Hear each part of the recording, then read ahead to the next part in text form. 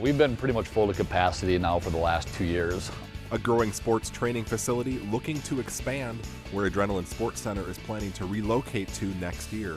Plus, a new police monument outside the Coon Rapids City Center officially dedicated.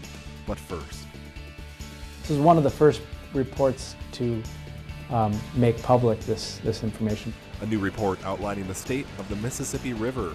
You're watching CTN News for Friday, September 23rd, 2016. Thanks for joining us. More on those stories in a moment. But first, summer went out with a big splash Wednesday night. Many areas of Coon Rapids saw between 4 and 5 inches of rain, which did cause flash flooding on several local roads. This was a scene just before 8 at the intersection of County Road 10 and University Avenue near Northtown Mall. About a foot of water covered the roadway, but as you can see, cars were still driving through it, which is certainly dangerous. The biggest issue we found the morning after the storms was in the Evergreen Industrial Park. At least one car was damaged by water in a road construction area on Evergreen Boulevard. Motorists were advised to use alternate routes. Some other areas in the North Metro saw up to 10 inches of rain on Wednesday night. Much of that rain finds its way to the Mississippi River, and a new study on the river out this week shows both healthy trends, and cause for concern. The Friends of the Mississippi River released the State of the River report, offering new data on potential dangers and tips on how to keep it clean. CTN's Joe Nelson found out how the waters in Coon Rapids compare to other segments of the river and has the story.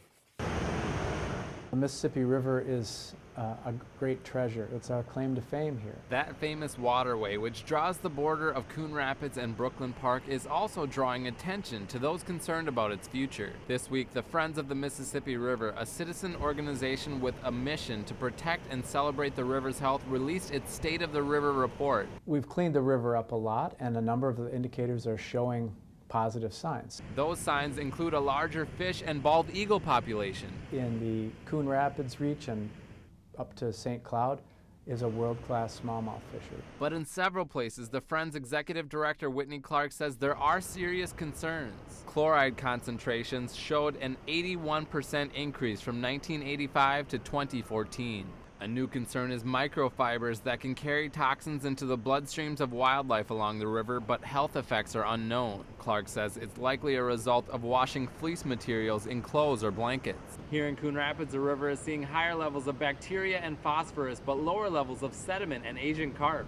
In the Coon Rapids area, the Friends say people or pets shouldn't swim in the river within 48 hours of rainfall to avoid getting sick. To improve conditions, Clark recommends cutting back on salt use as a de-icer and not flushing medications. Our wastewater treatment plants were not designed to remove many of these pharmaceuticals. If our river is sick, if it's polluted, that's not a good sign for our society. Conversely, the healthier that our river is, the healthier our communities are, and the more people will want to take advantage of the river. In Coon Rapids, Joe Nelson, CTN News. Other ways to improve the river's health include not buying products with microbeads and picking up leaves and trash near storm drains, as well as pet waste from your yard. The city continues to take action to keep our groundwater and wells from becoming polluted. Earlier this year, Barr Engineering completed the first part of the city's wellhead protection program, which looked at critical areas adjacent to the city's groundwater wells. Part 2, which will start soon, will focus on specific strategies for managing and protecting those critical areas. The city has received a grant for the work from the Minnesota Department of Health, which requires the study be done every 10 years. The city of Coon Rapids has won a national award for its efforts to go green. This week, the City Council honored staff for winning the 2016 Sustainability Practices Award from the American Public Works Association. The award was presented during an annual conference last month in Minneapolis. Judges considered 3 categories in determining the award winners: the economy, the community, and the environment. The nominating letter showed that Coon Rapids has made the practice of sustainability a priority in all of its current operations, as well as its future growth and redevelopment within the city. The election is still more than 6 weeks away, but some Minnesotans have already cast their ballot for president. Today, absentee voting began across the state. Any eligible voter in Minnesota can vote absentee. Locally, you can vote in person at the Anoka County Government Center or at the Coon Rapids City Center. In-person absentee voting ends November 7th. The general election is November 8th. More information can be found on the Secretary of State's website. CTN will be covering 2 candidate forums next week. The first will take place Monday starting at 6:30 p.m. in the council chambers. It's sponsored by the North Metro Mayors Association and will feature state Senate and House candidates running for office in District 37, which covers a portion of Coon Rapids. The second forum takes place Wednesday night, also at 6:30 p.m. in the council chambers. It's sponsored by the League of Women Voters and will feature candidates running for Coon Rapids City Council. The public is invited, but if you can't make it, we will be playing the forums back right here on CTN in the coming weeks. A popular indoor sports training facility in Coon Rapids is planning to relocate to accommodate its growing needs. Adrenaline Sports Center wants to construct a larger training facility in the city of Ramsey. The lease on the current building near Highway 10 and Hanson Boulevard expires next summer, which means there's just one more busy season before the lights go out for good. CTN's Jordan Rylance reports.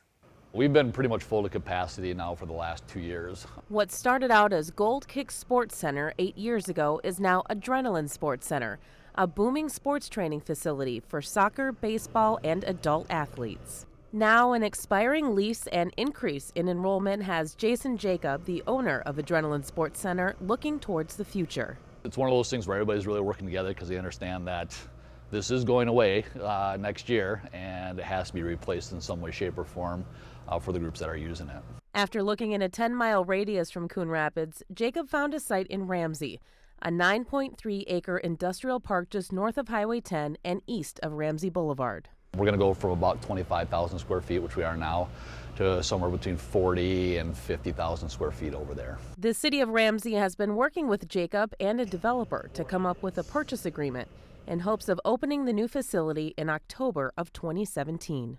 At the end of the day, if we can get something built that's going to meet the needs of Coon Rapids and Oak Elk, River, Blaine, Andover, that's kind of the driving force behind it. Is we're just trying to make sure that there's some place for people to go next winter. Jordan Rylance, CTN News. The Ramsey City Council is expected to make a decision on the project in October. As for Adrenaline's current home in Coon Rapids, Delta ModTech, which owns the building, plans to expand into the space next summer.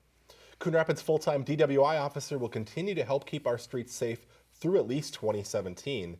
This week, the City Council accepted a $120,000 grant from the Minnesota Office of Traffic Safety for the next fiscal year. Last year, Coon Rapids was one of 8 departments in the state to get the 4-year grant, which must be renewed annually to make sure the departments are reaching their goals. The grant provides each community with an officer solely devoted to keeping impaired drivers off the road. Quite the scene in Coon Rapids last weekend as a moving tribute to fallen officers made its way through town. Police escorted a large semi-truck through the streets to the American Legion for the 2nd annual Police Appreciation event. The Rock On Law Enforcement tribute truck made its debut last month and features the names of all Minnesota law enforcement officers killed in the line of duty. We've got about 30 trucks that are done up in different themes and different tributes and stuff, military ones, stuff like that. So that's what we decided we'd make this a police tribute truck. The truck will continue to make stops at special events across the state, including parades. During the week, the police tribute truck hauls rocks for road projects in central Minnesota. A tribute to all Coon Rapids police officers is now officially complete and out in front of the city center. Before Tuesday night's city council meeting, the police monument was officially dedicated. The statue, called the Protector, features a police officer holding the hand of a small child. The project was spearheaded by former police chief Steve Wells and made possible through many generous donations. This monument was built to honor the good women and men who have worked, who are working, and one day will work as police officers for Coon Rapids, in recognition of the inherent risk they assume to perform their sworn duties as guardians and servants to our city. A plaque outside City Hall features the names of the groups and businesses who donated to the project. Members of the public also purchased bricks that surround the Protector statue. There are still spots available. If you'd like to purchase a brick, we have a link to the order form on our website, ctncoonrapids.com. A new Miss Coon Rapids has been crowned. Callista Wengel was named Miss Coon Rapids 2017 during the annual pageant last weekend at Coon Rapids High School. A total of 4 young ladies competed for the crown this year. Wengel now goes on to compete for Miss Minnesota next summer. And unfortunately, we didn't know the pageant was going on. We didn't even get to tape it this year. But congratulations to her on the win last weekend. Way to go. And thanks so much for watching. We'll see you again next week.